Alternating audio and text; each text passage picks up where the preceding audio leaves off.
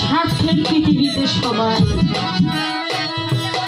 স্বার্থ ফুরালে কেউ ভালোবাসে একমাত্র যার যার গুরু যদি সহায় না হয় ওই ভক্তের কোনো গতি আপনি যাইয়া দেখেন স্বার্থ ফুরালে কেউ কাউরে ভালোবাসে না।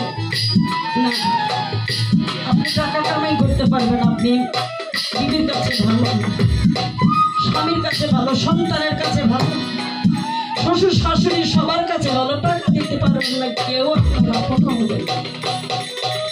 যার যার গুরু মুর্শিদ আর যার যার আমল আমল যদি ঠিক মতো করে যায় তাহলে ওই হাস্যরের মাঠে কেউ আমাকে ঠেকাতে পারবে না।